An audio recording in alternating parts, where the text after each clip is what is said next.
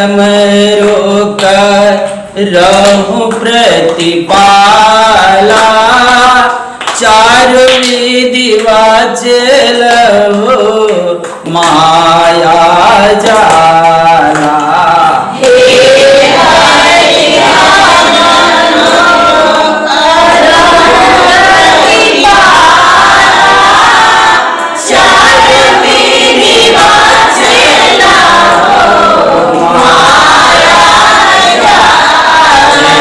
हरि हमरो करहु प्रतिपाला,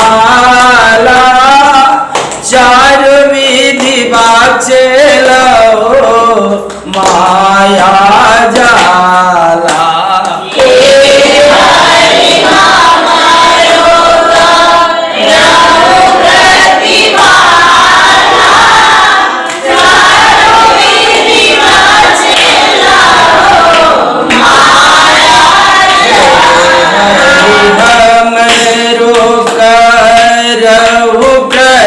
प्रतिपाला, चार विधि वाचलहु माया जाला।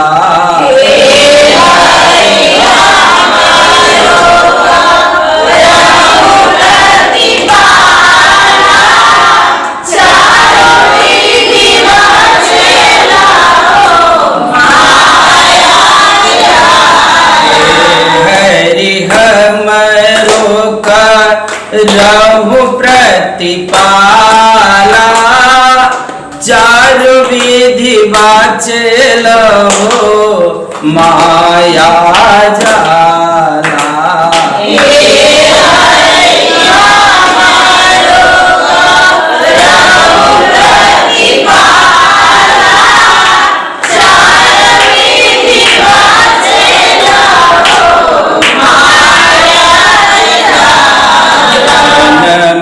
जन्म मुनि जतन कराही, अंतराम मुख आवत नाही।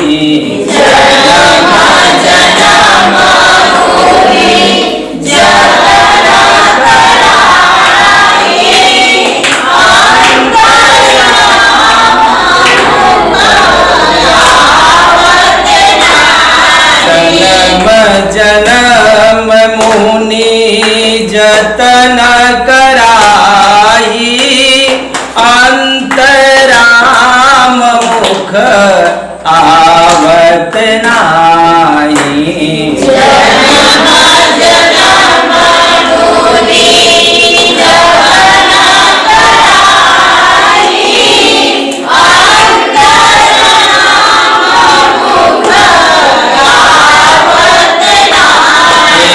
हरि हमरो करहु प्रतिपाला,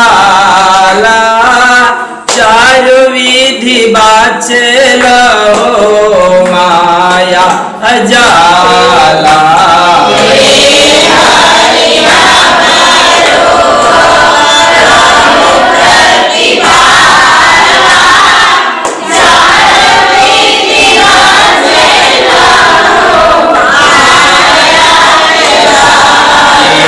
हरि हमरो करहु प्रतिपाला,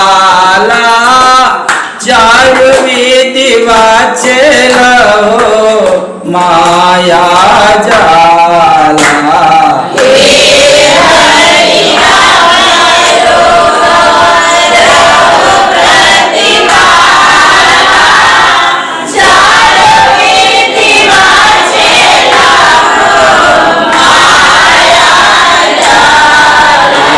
हरि हमरो करहु प्रतिपाला,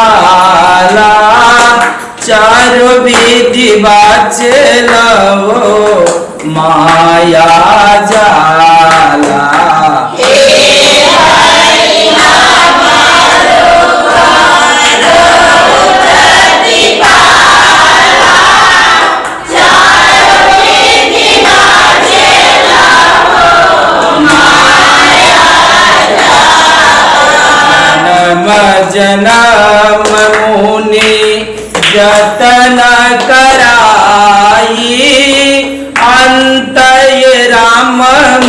मुख आवत नाई।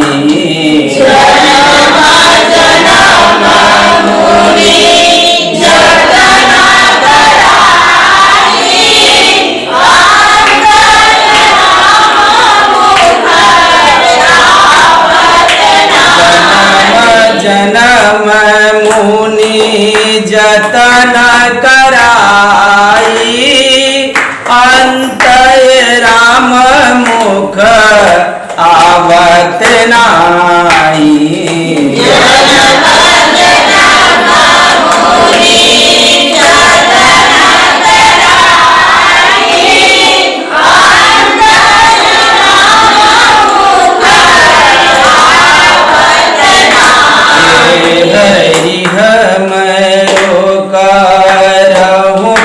प्रतिपाला चार विधि वाचला माया जाला।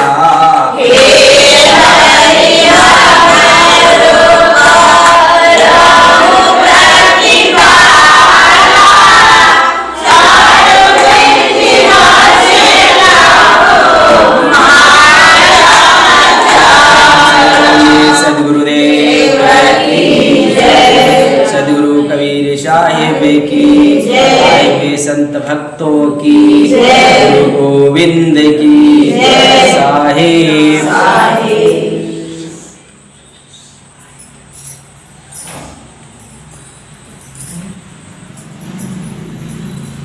मैंने कल आप लोगों को प्रेम के संबंध में बताया था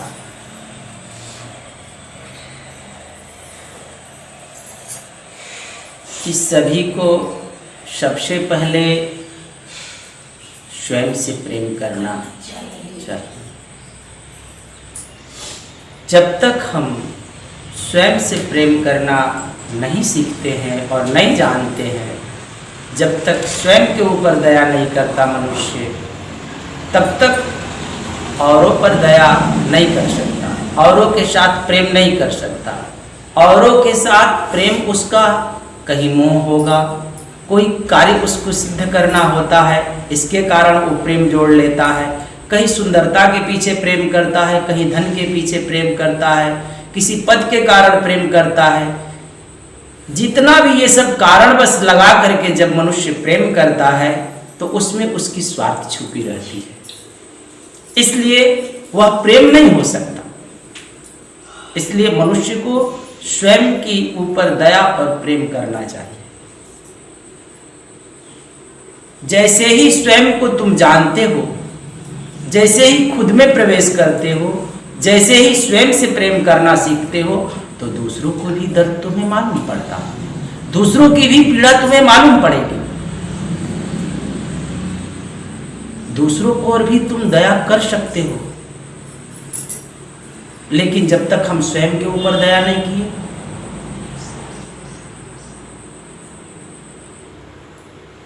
तब तक हम किसी पर दया नहीं कर सकते। फिर तो तुम अपना कार्य सिद्ध करने के बाद तुम्हारा प्रेम भी टूट जाता है, तुम्हारा संबंध भी टूट जाता, तुम्हारा नाता भी टूटता है कार्य सिद्ध होते ही।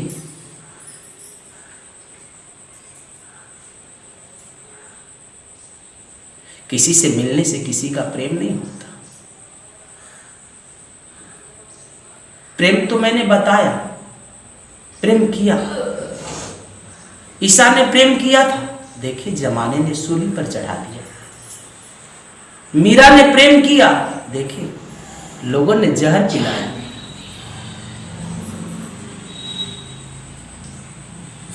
प्रेम तो फांसी लगाता है,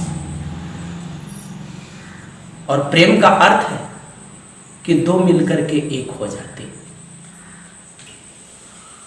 शरीर अलग होता, आत्मा एक हो जाती है। इसलिए तो सदगुरु कबीर साहब कहते हैं कि गुरु समाने शिष्य में, शिष्य समाने नहीं, बिलगावे बिलगे नहीं, एक प्राण दुई। शरीर दो है, क्योंकि वहां पर शब्दों की मिलन है, देह का नहीं। साहब भी कहते हैं कि शब्द मिलावा होए रहा कि देह मिलावा, शरीरों की मिलन नहीं होती। वहां पर शब्दों की मिलन है। क्यों? क्योंकि एक ही शब्द सभी के घटों में व्यापक है।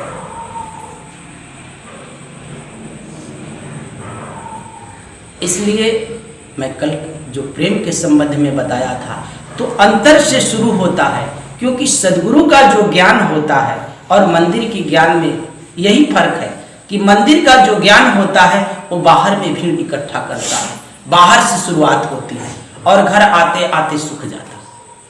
लेकिन सदगुरु का जो ज्ञान होता है वो अंतर से शुरू होकर के और बाहर में धीरे धीरे विस्तृत होता है, वो फैलता है।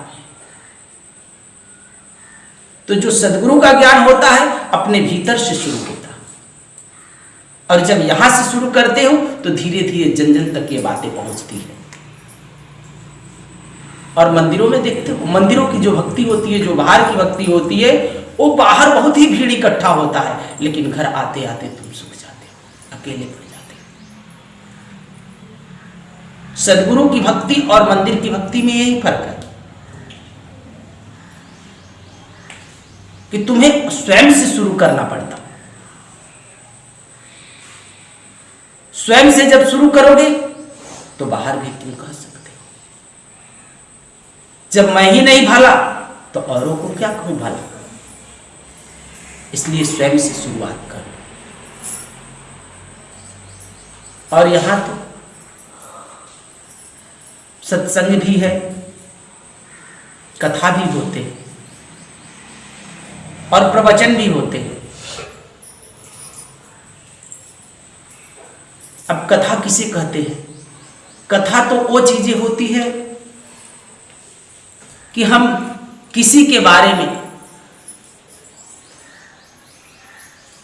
हम चर्चा करते हैं, किसी विशेष व्यक्ति के बारे में, उसके जीवन के बारे में कि उसने अपने जीवन में कैसा जीवन जिया इस जगत में। और जब वो सुंदर और सुगम और एक निष्ठावान, एक संयमित जब जीवन जीता है व्यक्ति, तो हम उस जीवन की व्यथा को कथा कह करके सभी मनुष्यों को जीने की कहते हैं कि इस नियम से हम भी जिए। कथा में भी हमें जाना चाहिए, कथा सुनना चाहिए। कथा सुनने से हमारे भीतर एक प्रेरणा मिलती है कि हमें भी इस रास्ते को पकड़ करके चलना। देखते हैं राम कथा चलता, कृष्ण कथा चलता, कबीर साहब की कथा चलती है, किसी जीवन के चरितार्थ के बारे में वर्णन होता है कि इनके जीवन का चरित्र ऐसा था। इसलिए तो देखते हैं रामायण का नाम लिखा है रामचरित्र मानस। राम का जो चरित्र था वो हर मनुष्यों को अपने जीवन में उतारना चाहिए। अब ये नहीं कि वो कथा तुम याद कर लिए और याद कर कर मात्र सभी को सुनाए जा रहे हो और तुम्हारे जीवन में वो चरित्र उतरा नहीं। तो इसको सुनने और सुनाने से तुम्हें क्या फायदा? सुनकर जब चल पड़े, सुनकर जब तुम बदल जाओ, सुनकर निकल पड़ो, तो बातें तो बन जाएगी, तब तो तुम भी उस परमात्मा तक पहुंचोगे। लेकिन सिर्फ कथा कहने और सुनने से कैसे तुम्हारे अंदर तृप्ति आ सकती है? तुम विचार करो, राम कथा कृष्ण कथा इतनी चलते रहती है यहां पर, और कथाएं चलती है, ईसा कथा, मूसा कथा, बुद्ध कथा, महावीर कथा, सबकी कथा चलती है, कबीर कथा चलती है, चलते रहता है। इन कथाओं से हमें क्या मिलता है? एक प्रेरणा मिलता है। लेकिन कथा हम सुन करके और जैसे के तैसे ही रह गए तो फिर कथा सुनने से हमें क्या लाभ?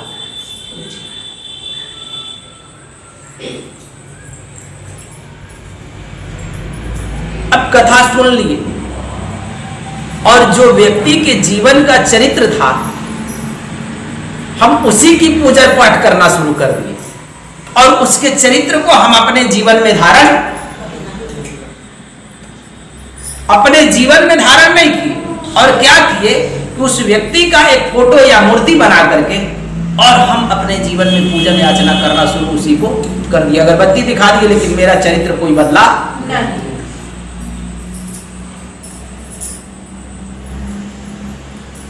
तो इससे तुम्हारा जीवन बदल गया नहीं।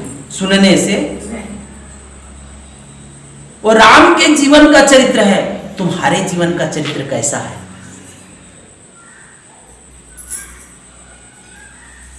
थोड़ा सोचो तो जरा। तुम्हारे बाप दादा 56 प्रकार का भोजन बनाकर खाए थे, मेरी बात समझ लेना। तुम्हारे बाप दादा 56 प्रकार की भोजन बनाकर कभी खाए थे किसी जमाने में। आज तुम अकेले पड़ करके भूखे मरे जा रहे हो, तुम्हें भोजन करने की कोई व्यवस्था नहीं। अब तुम उस 56 प्रकार के भोजनों को बाप दादा को याद करोगे तो तुम्हें ये पेट की क्षुधा मिट जाएगी? ये कभी मिटने वाली? तो कथा वो होती है कि किसी ने कभी ऐसा करके गया, या तो हम भी उसके जैसा कहीं करें तो हम भी शायद तृप्त हो जाए। तो कथा हमें प्रेरणा देती है कि वह परमात्मा की दिशा की तरफ हमें बढ़ना चाहिए। इसलिए हमें कथा भी सुनना चाहिए, लेकिन कथा सुन करके ही बातें पूरी नहीं हो जाती, क्योंकि वो किसी के जीवन की कथा है, व्यथा जो बीती है उसके जीवन में, उसकी व्यथा को ही हम कथा कहते हैं। हम उसको इतिहास नहीं कहते। देखते हैं हम इतिहास क्यों नहीं कहते?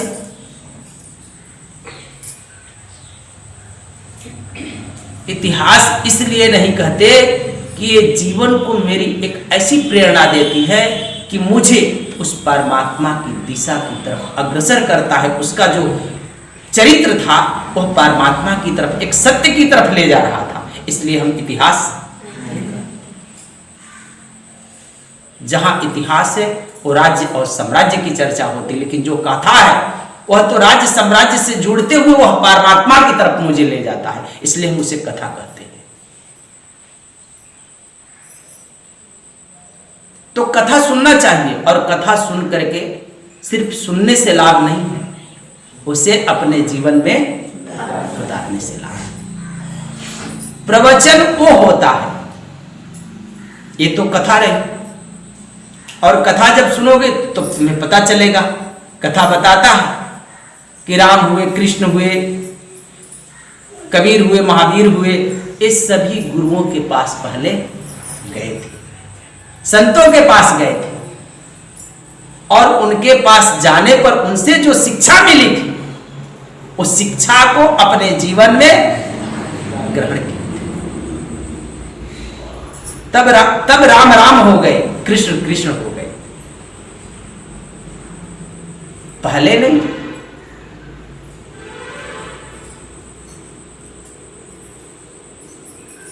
पूर्ण अवतार होने के बाद भी कबीर साहब, उनको भी कबीर साहब परमात्मा होने के बाद भी उनको भी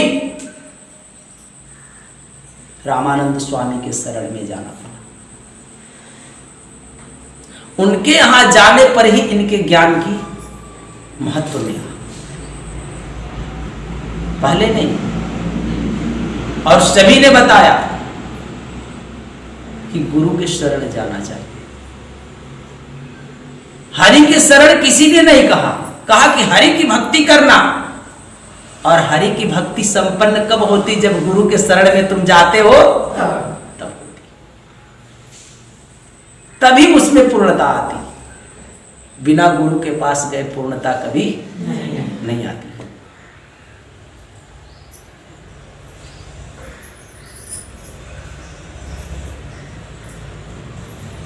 तो जब हम कथा सुनते हैं तो कथा यही बताता कि गुरु शरण में जाओ। और प्रवचन क्या होता? प्रवचन, इस सदियों सदियों से, पर मतलब दूसरा, पीढ़ी दर पीढ़ी गुरुओं की परंपरा में ये वचन आते रहा। एक गुरु ने दूसरे शिष्य को अपना बताया, और शिष्य ही बाद में आगे चल करके गुरु बनता। तो गुरु से जो वाणी वचन उसने सुना, वही वचन बार बार दोहराते आ रहे हैं कि किसी गुरु ने कहा और संदेश दिया, तो सिर्फ कहा और संदेश नहीं सुना, बल्कि उसने अपने जीवन में उतारा भी, और उसने जीवन में उतार करके और औरों तक यह संदेश पहुंचाया। और प्रवचन सुनने से, दूसरे की वचन सुनने से, इससे भी हमारी वह मुकाम नहीं मिलता। प्रवचन सुनने से भी वह मुकाम नहीं मिलता। पर वचन जब 100 वचन बन जाए तब मुकाम मिल जाए। वह वचन मेरे भीतर गहरे में उतर जाए, मेरे हृदय को छूने लगे, और मुझे भी लगने लगे कि मुझे इस पथ का पथिक होना चाहिए। और ये संतों की वाणी होती है, और संत तभी संत कहलाते हैं जब गुरु से वचन सुन करके, संतों से वचन सुन करके एक साधक स्वयं के जीवन में धारण कर लेता है, तो पर वचन 100 वचन भी हो जाता। और ऐसी परिस्थिति में जब उनसे हम उपदेश लेते हैं और जब उनके निकट, उनके सानिध्य में उनकी वाणी वचनों को सुनते हैं, तो मेरे जीवन भी बदलने लगते हैं, मेरे अवगुण छूटने लगते हैं, मेरे अंदर से लोभ विदा होता, काम विदा होता, क्रोध विदा होता है।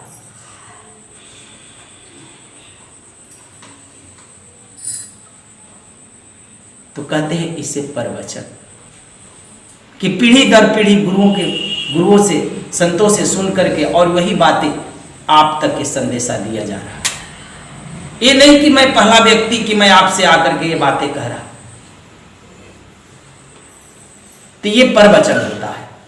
कथा होती है जो शास्त्रों से उठाकर कही जाती। प्रवचन होता है कि जो मूल और गुण गंभीर रहस्य होता है वो गुरुओं के माध्यम से मिलता है। शास्त्रों का तो होता ही है, लेकिन अनुभूति से गुजरा हुआ रहता है। तो हर गुरु जो होता है अनुभव से गुजरकर ही संदेश दिया करता है। हर संत उतर करके अनुभव में तभी संदेश दिया जा सकता, और वही संदेश सुगम होता है मेरे जीवन में।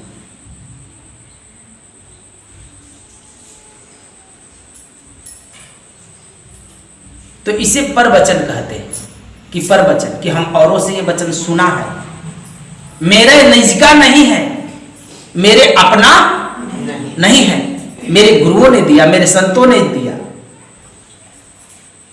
जिससे मेरा प्रेम लगा, उनकी वाणी वचन उनसे सुना था और मेरे गहरे में छाप पड़ गया उसका।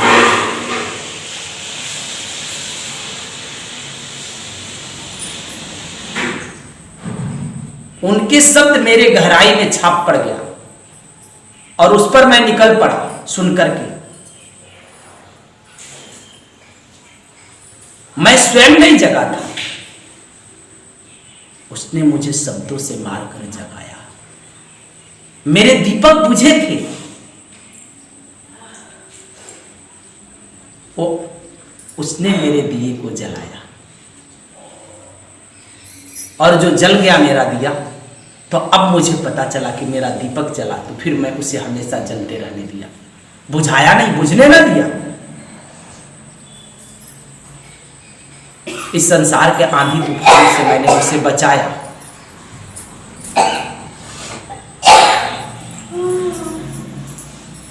और बचाता कब व्यक्ति? जब उसे अपने दिए जलने की खबर पड़ जाए और अंतर की तूफान की पता चले, तब तो तुम दिया जलाओगे, बाहर की तो तूफान तुम्हें दिखाई पड़ता। तो देखते हो खिड़की से भी तेज हवा आए तो तुम्हारी दीपक बुझ जाए, लेकिन भीतर में जो कोलाहल मचे हैं, इससे तो तुम्हारे दीपक बार बार बुझते हैं, और इन कोलाहलों से ही उस दीपक को सदा जलाते रहना बचाकर। जो भीतर में उठ रहे हैं।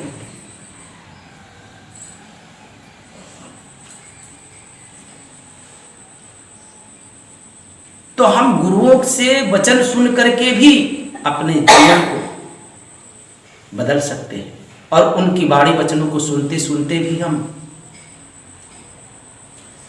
उस मुकाम तक हम पहुंच सकते हैं। वहां पहुंचने का यह भी रास्ता है कि हम सदा प्रवचन सुनते हैं, पर मतलब दूसरे का, लेकिन कोशिश में लगे हैं। साधक एक सदा कोशिश में होता है। साधक मतलब साधु, कि अपने को जो साध रहा है। और यहां पर सभी लोग साधना करते हैं। जो साधना के क्षेत्र में है उसी को हम साधु कहते हैं। साधु का मतलब नहीं कि जटा बढ़ा लिया, दाढ़ी बढ़ा लिया, लाल पियर गेरुआ कस लिया, अपना ललका पियर का मार लिया टीका, उसे हम साधु कहते। साधु वो नहीं, ये तो बाहरी श्रृंगार है। जो अपने मन को बदलने लगा, संसार के रंग में रंगा था, अब संत के रंग में रंगना शुरू किया। नहीं, तुम लोग भी मैचिंग खोजते हो ना जी? मैचिंग खोजते हो कि नहीं? मैचिंग नहीं रहता है। माई गाड़ गई रहो जब कितना जानी तो साड़ी मिलल कुछ कपड़ा मिल गया, कुछ नहीं मिला तो खुदरा बाजार में पहुंच जाते मैचिंग करने के लिए। कहते हो ना कि मैचिंग चाहिए। अब देखते हो मैचिंग करते हो तो फिर उसमें साड़ी मिला है तो पेटीकोट ब्लाउज भी ले लेते हो। तुम लोग करते करते दुकान पर मैचिंग करते हो कि मैचिंग होना चाहिए। अब वो सब जुट जाता है तो देखते हो उसमें चूड़ी बिंदी भी मैचिंग करते हैं कितने लोग कि ये भी मिलना चाहिए, मैचिंग होना चाहिए। करते हो ना मैचिंग। उसी में का लोग ऐसा नेल पॉलिश भी मैचिंग करते हैं कि एकदम सेटिंग होना चाहिए अलग अलग। एक नेल पॉलिश से काम नहीं चलता, कई नेल पॉलिश भी रखते हैं लोग घर पे अपना छुपा छुपा करके कि इसमें ये पहनेंगे तो ये नेल पॉलिश लगाएंगे, ये पहनेंगे तो ऐसा मैचिंग करते हैं। हमें मालूम है मैचिंग सभी लोग करते हैं खुदरा बाजार में। चूड़ी से, बिंदी से, नेल पॉलिश से। मिली थी तो खाली साड़ी, मिली थी खाली साड़ी, लेकिन मार्केट में तुमने क्या किया? उसे मैचिंग किया। तुम्हें भी सादा ये जीवन मिला था, परमात्मा ने सरल सहज दिया था। कोरी चुनरी थी, इसमें कोई दाग नहीं था। इस जगत का हवा लगा, चुंदरी मैल हो गई। संतों के पास गए, गुरुओं के पास गए। अब इस चुंदरी की मैचिंग करो उनके वाणी वचनों से, तो इस मन में मैचिंग करो उनके शब्दों से, जो कि जीवन बदल जाए। जीवन को बदलने के लिए अपने मन को मैचिंग करो संतों से। जिस तरह से तुम मैचिंग करते हो ना, वैसे ही तुम भी अपने मन को मैचिंग करो कि मैं कितना तक उनसे मिल रहा है, मेरा मन मिल पा रहा है कि ये मैचिंग तुम खुद में देखो करके कि मेरा मन वहां तक मिलता है कि नहीं जहां तक मैंने सुना। नहीं मिलता तो मिलाओ। देखते हो, थोड़ा थोड़ा भी तो मिलाओ। पूरा ना मिल पाए तो देखते हैं भाई पूरा सेट थोड़ा सा डिफरेंस है कलर का, देखते हो ना थोड़ा सा डिफरेंस है तो कहते हैं कि अच्छा चल जाएगा, थोड़ा है तो चल जाएगा, कोई बात नहीं। लेकिन थोड़ा भी तो थोड़ा इधर उधर रहता तो चल जाता है ना। पूरा नहीं मिल पाए तो थोड़ा भी तो मिला लो, कुछ तो मिलाओ, तब तो जब मैचिंग होगा तब तुम्हारा काम बनेगा।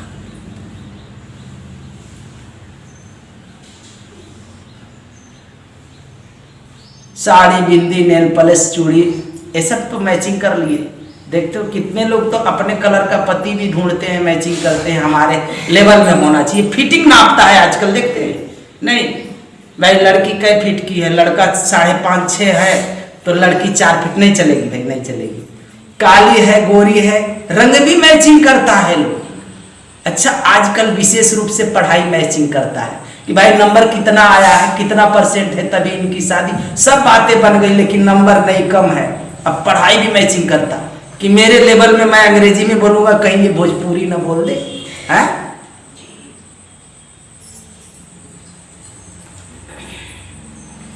मैं बोलूँ आई लव यू, बोले आप दयालु, बात गड़बड़ हो जाएगा।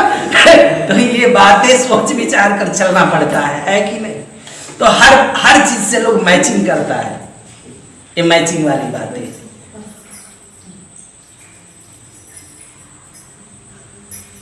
तो हमें अपने मन को भी संतों से मैचिंग करना पड़ेगा, गुरुजनों की वाणी वचनों से मैचिंग करना पड़ेगा। इसलिए तो गुरुओं में नियम होता है। गुरु कुछ न कुछ मुझे नियम देता है कि तुम इस रास्ते से चलना। भगवान की भक्ति में कोई नियम नहीं होता,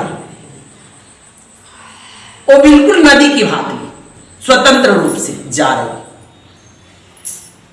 लेकिन वो भी अपने गंतव्य तक पहुंचती। लेकिन जहां जल का अभाव हो जाता वहीं सुख भी जाती है। ट्रेन देखते हो, ट्रेन भी अपनी गंतव्य के तक चलती है, लेकिन गुरु की जो भक्ति होती है एक मर्यादित भक्ति होती है कि इसी पर चलना। अगर उस मर्यादा को तुम तोड़ते हो तो क्या होता है? पलट जाएगी। और नदी भी जाती है तो मर्यादा में नहीं चलती, कहीं झाड़ों में टकराई, कहीं पहाड़ों से टकराई, कहीं खड्डे को भरने लगी, कहीं ऊंचा हो गया तो ज्यादा देर वहां ठहरना पड़ गया। तो कभी पहुंचेगा, कब पहुंचेगा कोई ठिकाना नहीं। लेकिन जो एक ट्रेन है वो निर्धारित है कि इतने समय से इसे यहां पर पहुंचना, थोड़ा लेट पास हो गया लेकिन पहुंचना है इसे। इंजन फेल हो गया ना तो दूसरा इंजन लगा करके उसे पहुंचाना है। गुरु भक्ति ऐसा ही है कि इसी जन्म में तुझे उसके मुकाम तक जाना है। अगर तुम पहुंच भी ना पाए तो पुनः तुम्हें मनुष्य जीवन मिलेगा। ये गुरु भक्ति है। गुरु की भक्ति ऐसी है कि अगर पहुंच भी ना पाया तो पुनः उसे अवसर ये मिलेगा। ट्रेन देखते हैं फेल हो जाता है तो दूसरी ट्रेन ले जाकर लगाई जाती है, क्योंकि ये चल पड़ा था लेकिन कारणवश न पहुंचा, तो थोड़ा लेट हो जाता है लेकिन गंतव्य तक उसे पहुंचाया जाता है। यात्री गंतव्य तक पहुंचता है। गुरु भक्ति ऐसा है कि उसे परमात्मा द्वार तक पहुंचाना ही है और उसे पहुंचना पड़ता।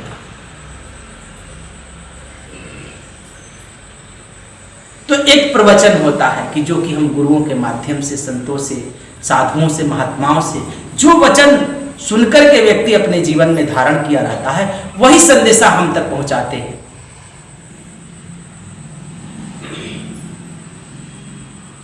इसे कहते हैं प्रवचन। एक होता है सत्संग, ये भी गुरु के माध्यम से प्राप्त होता है।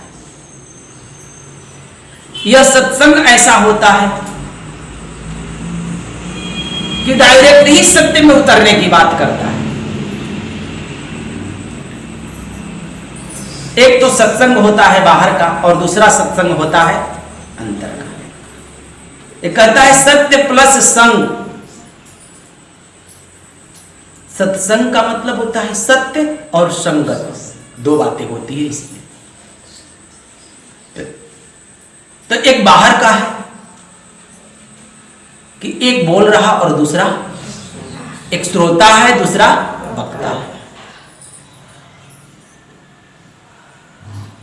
तो यहां श्रोता वक्ता होते। एक अंतर का सत्संग होता है। तो ये जो सत्य और प्लस संग कह रहा है, तो कौन और किसका संगत करेगा?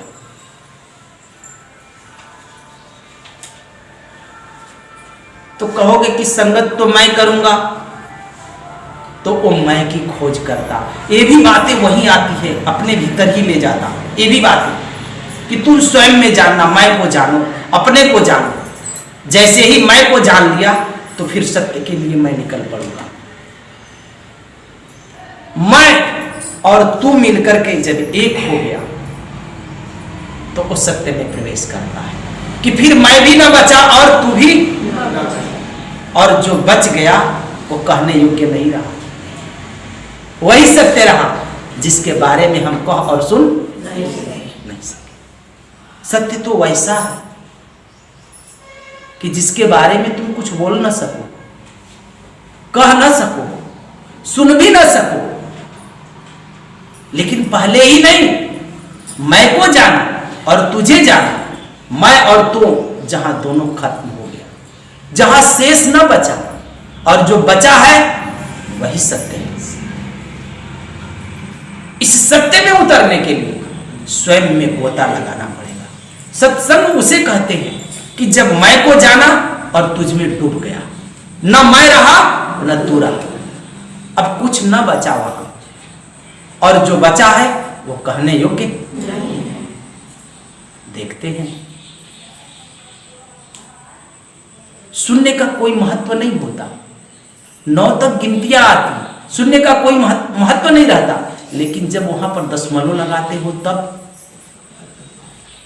अगर बाईं ओर दशमलव देकर शून्य लिखकर 1 लिख दोगे तो इस शून्य का भी महत्व होगा और दशमलव का भी महत्व हो जाता। लेकिन बाईं ओर शून्य अगर लिख देते हो तुम और 1 लिख देते हो तो उस शून्य का महत्व नहीं दिया जाता है, सिर्फ 1 का महत्व रहता। लेकिन वो शून्य के आगे अगर 1 दशमलव फिटिंग कर देते हो तब क्या होता, 1 बिंदी लगा देते हो तो कि इसके आगे भी कुछ, उस दशमलव जब लगता है 1 बिंदी तो उसका क्या महत्व है। इसलिए साहब भी कहते हैं, सदगुरु कबीर साहब भी कहते हैं, राई भर है वस्तु हमारी अर्ध राई स्थूला, लहर लहर घट भीतर बरती सोई पुरुष निज मूला। कहते हैं मेरी तो वस्तु एकदम राई भर है, वह सत्य ऐसा है, कितनी लहरों के भीतर वह परमात्मा निवास कर रहा, वह सत्य जिसके बारे में तुम कुछ कह नहीं सकते।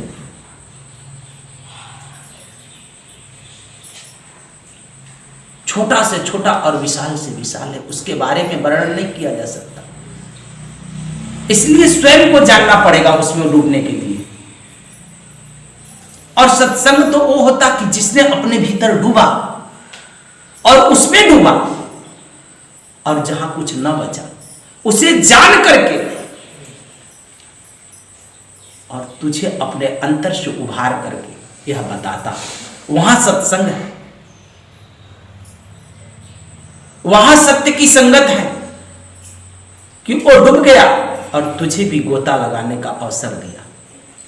वहां तो व्यक्ति सुनते सुनते उसके शब्दों में खोने लगता, डूबने लगता, समय भी अदृश्य हो जाता, पता न चलता समय का कि कब से बैठा था और कितना टाइम हो गया, कितना समय हो गया, मुझे खबर नहीं। जब समाप्त होने के बाद तो तुझे पता चलता कि अरे इतना समय हो गया। जहां समय भी न बचता हो, जहां समयातीत हो जाए, समय की खबर ना पड़े, सुनते सुनते हमने डूबने लगा, श्रोता फल को उपलब्ध हो गया, उसे हम सत्संग कहते हैं, जिसमें हम खो गए। संतों की संगति में शरीर की भी सुधि बिसरने लगी है, डूब गए। मीरा ने डूब गई उसमें, तब जाकर कहे कि सुधि बिसरा गई मोरी रे। उनके शब्दों में मैंने खोने लगा, उनकी वाणी वचनों में खो गया, उनके प्रेम में डूब गया, उनमें समाने लगा।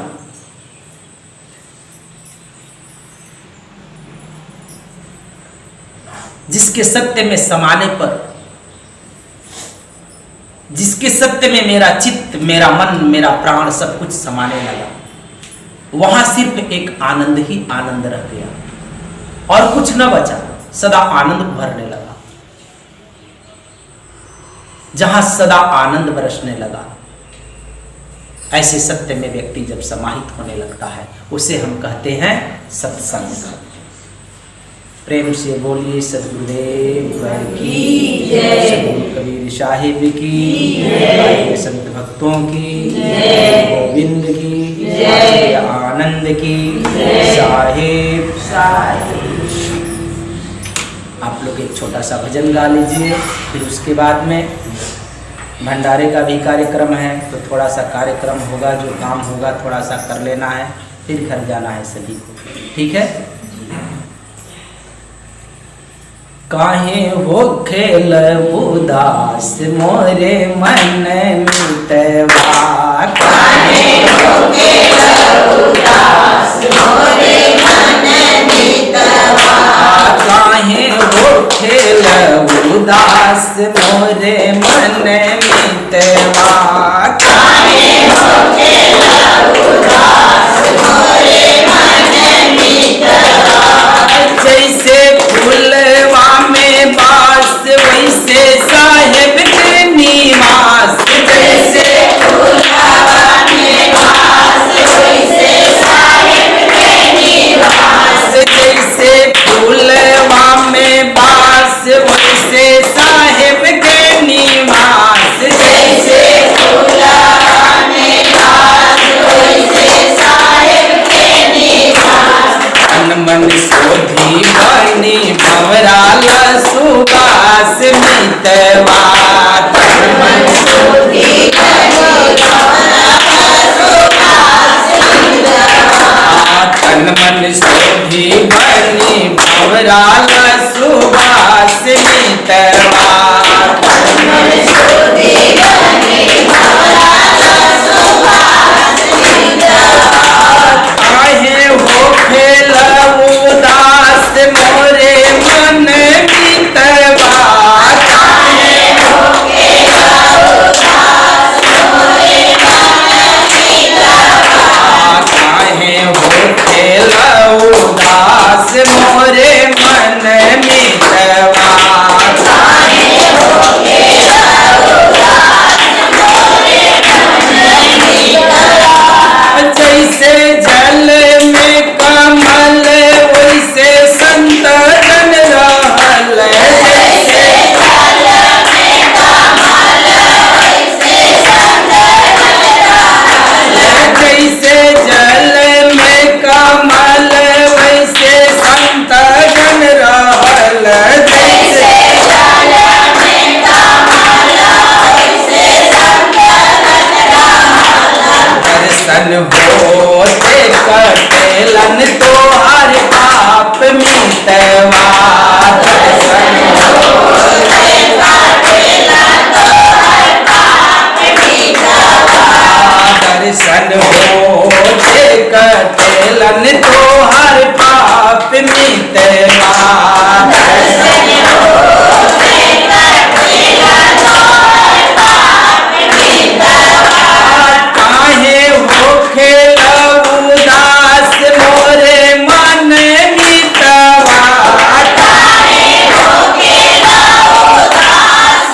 मोरे मन मितवा, काहे हो खेल उदास मोरे मन मितवा, काहे हो खेल उदास मोरे मन मितवा, जैसे सूर्य के किरण वैसे संत के वचन, जैसे सूर्य के किरण वैसे संत के वचन, जैसे सूर्य के किरण वैसे संत के वचन, जैसे सूर्य के किरण वैसे संत के वचन, किरण पड़ते कमल खिली जात मितवा, किरण पड़ते कमल खिली जात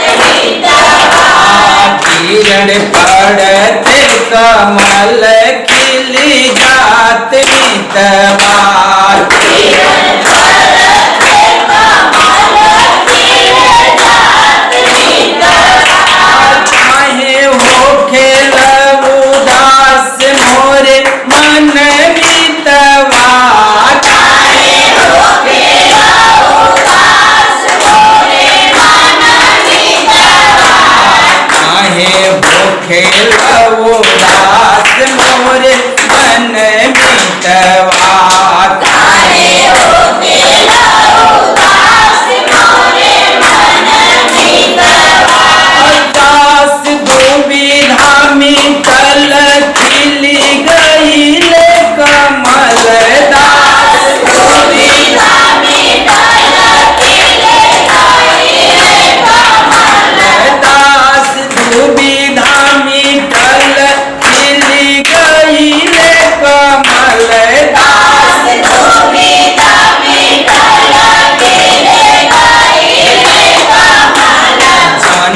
मरण छूटेला अब तोहार मितवा।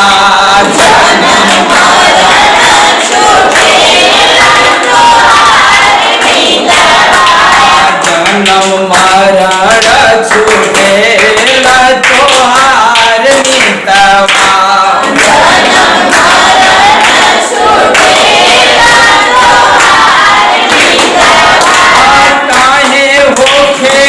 उदास मोरे मन मितवा।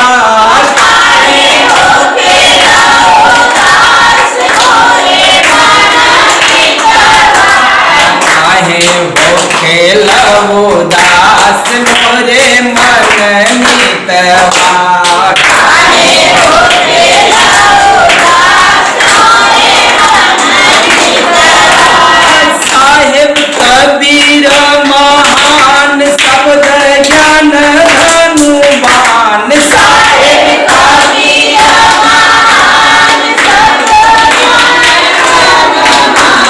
साहेब कबीर महान शब्द ज्ञान धनुबान। साहेब कबीर महान शब्द ज्ञान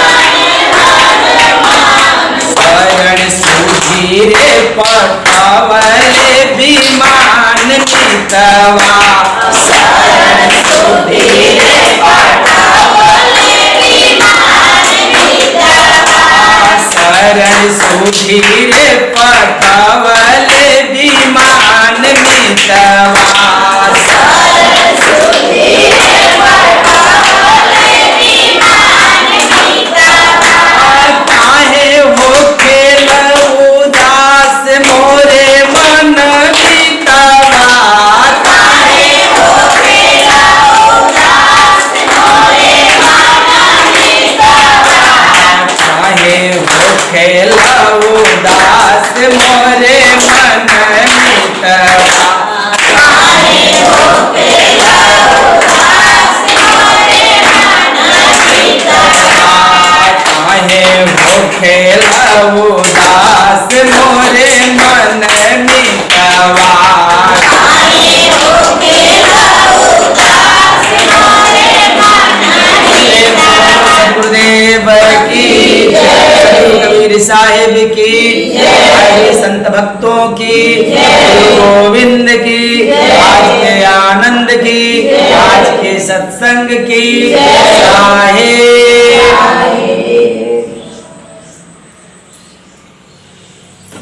आप लोग आरती पूजा कर लीजिए। उसके बाद में देखिए वो आटा रखे हैं हम आप लोगों को चालना है अपने अपनी चलनी के साथ ना उसमें चोकर न रहे और उसमें कीड़ा न रहे। दो बात ध्यान देते हुए